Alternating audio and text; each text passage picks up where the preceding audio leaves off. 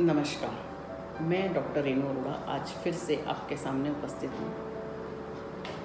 कुछ नए विचार, कुछ नई भावनाएं, हर बार मैं अपनी वीडियो में कुछ नए नए संदेश देती हूँ और कोशिश करती हूँ कि शायद वो चीज़ें आपकी ज़िंदगी से भी, प्रैक्टिकल लाइफ से जुड़ी हुई चीज़ों को आपके साथ रूबरू कराऊँ, ताकि प्रवचन बहुत लोग देते हैं, बट आपकी प्रैक्टिकल ज़िंदगी में क्या क्या चीज़ रूबरू आप होकर निकलते हैं, उसके बारे में कोई बात करे तो मज़ा आ जाए। तो आज मैं बात करूँगी उस ईश्वर के बारे में।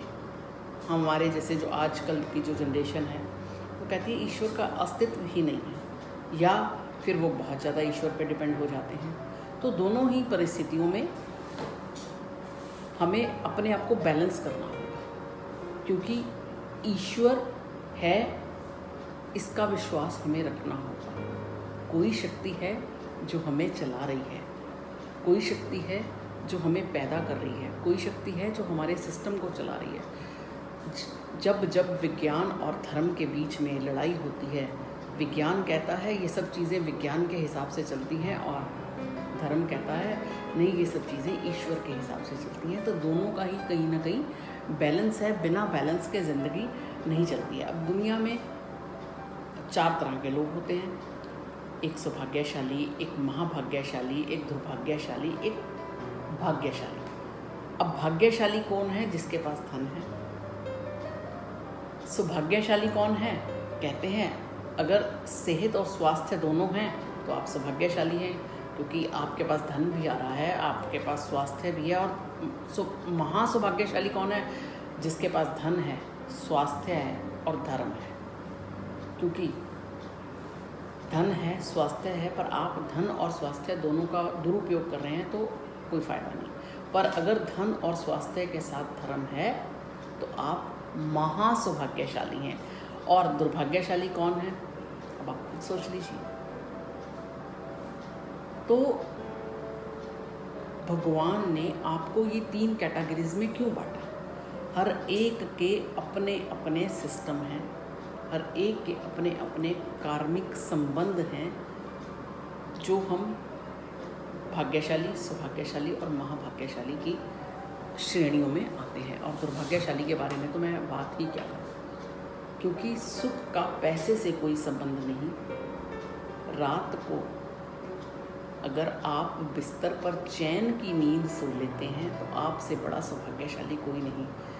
जिसके दिमाग में दिन में चिंता नहीं है वो सबसे बड़ा सौभाग्यशाली है। जिसके दिमाग में लगातार चिंता है, उसके पास पैसा होते हुए भी वो सौभाग्यशाली नहीं है।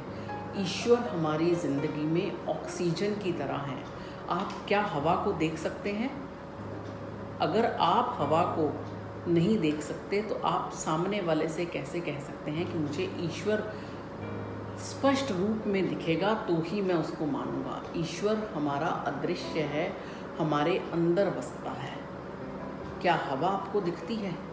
जब आपको कोई प्रॉब्लम आती है, ऑक्सीजन की कमी आती है, आपको ऑक्सीजन का सिलेंडर लगाया जाता है। इसी तरह से जब आप में धार्मिक गुणों की कमी होती है तो आपको कोई ना कोई गुरु, कोई ना कोई माता पिता, कोई ना कोई भाई बहन आपको वो रास्ता दिखाता है कि भैया तेरे ऊपर मुश्किल घड़ी आई है। तो इस समय कुछ चीज़ें मनुष्य के हाथ में नहीं होती, तो इस समय जब चीज़ें मनुष्य के हाथ में नहीं है तो तुझे साथ कौन देगा?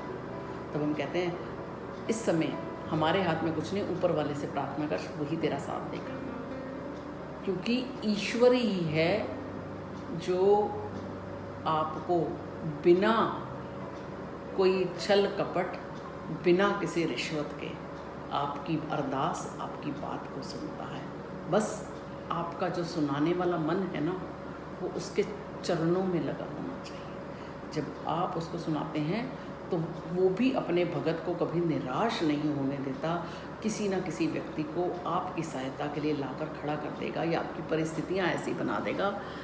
और कई बार तो ईश्वर आपकी ज़िंदगी में हमेशा ऑक्सीजन की तरह रहता है।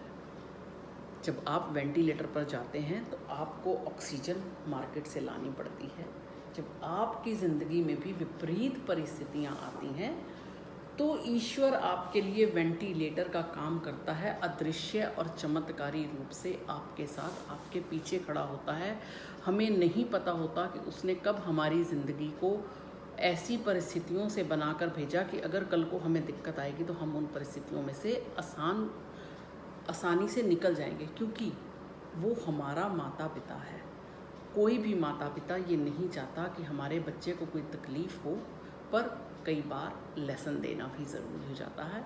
तो यहाँ एक कथा के माध्यम से मैं आपको समझाऊंगी कि दुख का मूल कारण सुख नहीं है, संपत्ति नहीं है, उसमें आसक्ति उसका मूल कारण है। एक बार शुकदेव जी को किसी ने बोला कि अगर आपको अध्यात्म के बारे में कोई जानकारी लेनी है या शिक्षा दीक्षा ग्रहण करनी है तो आप राजा जनक के महल में चले जाइए।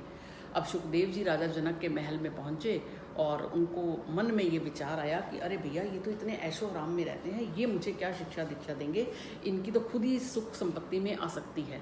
तो महाराजा जनक, जब शुकदेव जी महाराजा जनक के आश्रम महल में पहुँचे तो उन्होंने आराम से उसको ठहराने के लिए जगह दे दी कि रहिए आप यहाँ पे, और ये सब कुछ जो भी उनका बनता था, एक अतिथि का जो था स्वागत उन्होंने किया। उसके बाद उन्होंने बोला कि मैं रात को आपसे मिलूँगा। जब वो रात को मिलने बैठे तो किसी सैनिक ने आकर सूचना दी कि महाराज, आपके गोडाउन में, आपके जो महल हैं उनमें पीछे आग लग गई है।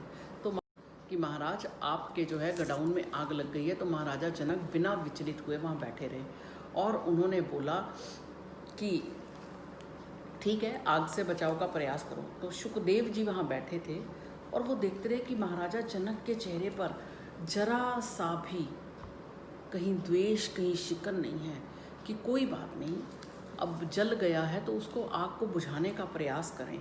तो शुकदेव जी बड़े हैरान होते हैं और महाराजा जनक से पूछते हैं कि महाराज, आपकी इतनी संपत्ति जल रही है और आपने सैनिकों को सिर्फ बुझाने का आदेश दे दिया, आप विचलित नहीं हो रहे हैं, आपको नहीं लग रहा कि आपने इतनी मेहनत से धन संपत्ति कमाई और वो जलकर सुहा हो रही है? तो महाराजा ने जवाब दिया कि धन संपत्ति ही स्वाह हो रही है ना, मैं तो ठीक बैठा हूँ, अगर मैं ठीक रहूँगा तो मैं दोबारा से कमा लूँगा। तो क्योंकि ये जो मेरा ठाठ बाट है ये तो यहीं रह जाएगा। बस जो वहाँ पर उन्होंने सैनिकों को क्या आदेश दिया, आग बुझाइए, और अगर कोई मानव संपत्ति वहाँ पर है, यहाँ नोट करने वाली है, अगर कोई मानवीय संपत्ति वहाँ पर है तो उसे ज़रूर बचाइए। कोई पशु पक्षी, कोई मानव वहाँ रह रहे हो, उनको ज़रूर बचाइए। तो शुकदेव जी राजा जनक के चरणों में गिर गए और उन्हें समझ में आ गया कि मूल जो दुख का कारण है वो संपत्ति नहीं है, उसमें आसक्ति है। उन्हें समझ में आ गया कि मैं जिस व्यक्ति से शिक्षा दीक्षा लेने आया हूँ वो मेरी ज़िंदगी में ऑक्सीजन की तरह काम करेगा। तो ईश्वर हमारी ज़िंदगी में ऑक्सीजन की तरह काम करते हैं, जो नज़र नहीं आते पर हर पल हमारे साथ रहते हैं, हमारे हर दुख सुख में साथ रहते हैं, हमें जब ज़रूरत पड़ती है तो साथ रहते हैं। इन्हीं शब्दों के साथ मैं अपनी वाणी को विराम दूंगी और अगर आपको मेरी वीडियो पसंद आई तो इसे अन्य लोगों के साथ शेयर करना ना भूलिए। धन्यवाद।